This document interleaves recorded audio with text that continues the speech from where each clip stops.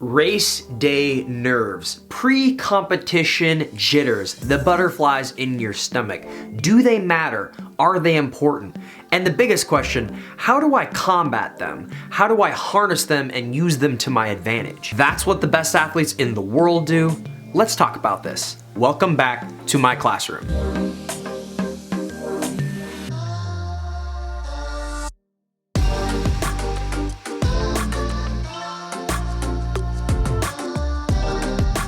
Before we get started, today's video is sponsored by BuiltBar. If you're looking for a delicious, guilt-free bar or something to have after workouts, these are what I'm having right now. They are the best tasting power bar that I've ever had. Covered in real chocolate, no preservatives, amazing macros. They have an awesome mixed box with 18 different flavors. This is like the 4th or 5th box that I've gone through in the last couple months. Give them a shot. If you want to try them out, click the link in the description below to get 10% off. Okay guys, let's dive into this.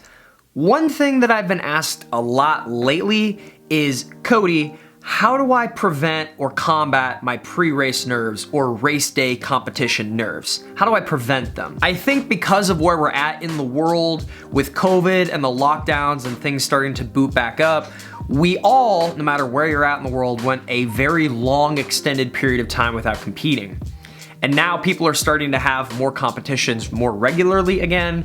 And that's probably why I'm getting this question so frequently, because a lot of people watching this, myself included, went 9 months to a year without a competition. And so now, as we lead into those meets again, people are getting nervous, people are getting anxious, and that's okay. That's a good thing. That means that you care. You should always be nervous before a race, whether it's the last race of the season, the biggest meet of your career, or an in-season meet. You should always have those butterflies in your stomach, those nerves. People always ask me, what are you thinking about behind the blocks? And the answer to that is nothing. My mind is completely clear. I've already done all the premeditation and thinking about the race. You're not thinking about anything, but the feeling, the jitters, those are real. The moment you stop feeling jittery, the moment you stop feeling nervous, anxious, borderline insecure before a big moment, before you dive in the pool in the race, means that you should probably stop. It means that you're not living in the moment. It means that you're not fully present. You're not experiencing what it should be like to perform at your very best. That's kind of my long-winded way of saying that nerves, butterflies, fears, emotions, those things are all really important. Those things matter, and you can't take those away. So when people ask me, how do I stop from being nervous before a race? The answer is don't. You need to embrace those feelings. Now, when we're talking about the day of a competition, when we're talking about when you're at a meet and you've got 2.5 hours before your race, or you're at, if you're an age group swimmer out there and you go to a competition and you get there at 9:30 a.m. and you don't race until 12:30, what are you gonna do with that time? How do you keep your mind in check? For me, I have just always tried to find ways to keep my mind occupied, to keep my mind away from thinking about the upcoming race. So I always try to load books that I'm listening to on audiobook on my phone. I try to have podcasts ready. I only like to listen to music as I get closer to races, because I like to use music as a tool to kind of pump myself up. When I travel to competitions, I always bring my iPad. I make sure that I download content from Netflix, from Hulu, from HBO.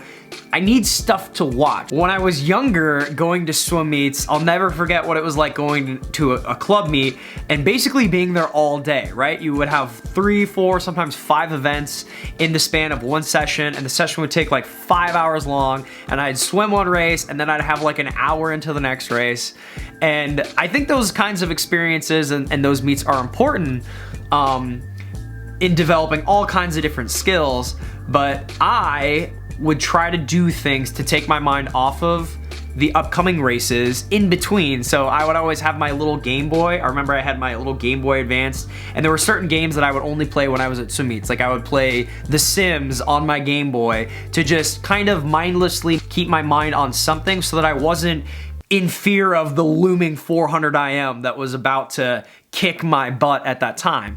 And you know, you can kind of do that with games on your phone now. I know kids always playing on their phone, on their tablet, and you don't want to do that too much, right? Like, you need to have a healthy balance.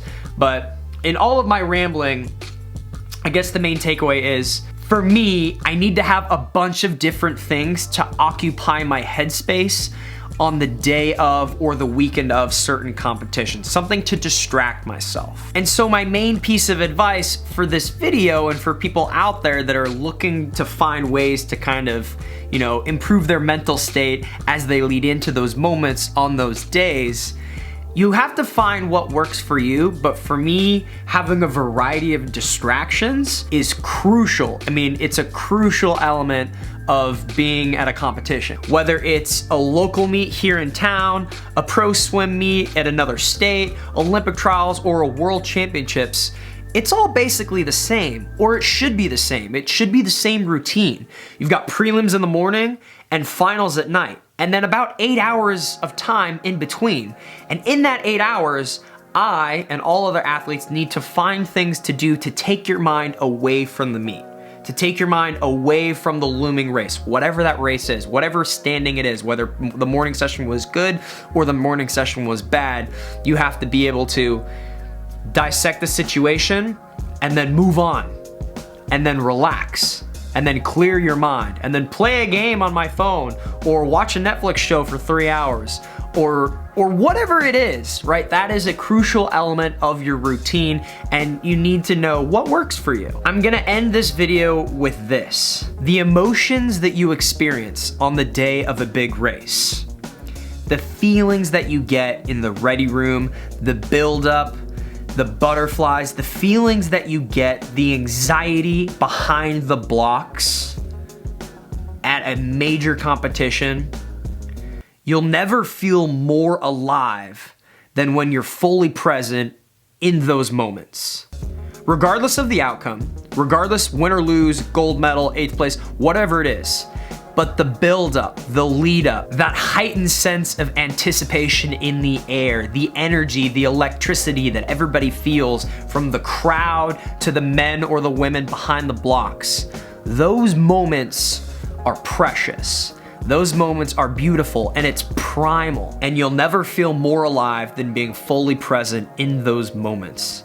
So, for everybody out there, I implore you to relish those moments. Cherish that time. That nervous energy, it's the best, man. And if you fear it, and if you don't like it, learn to.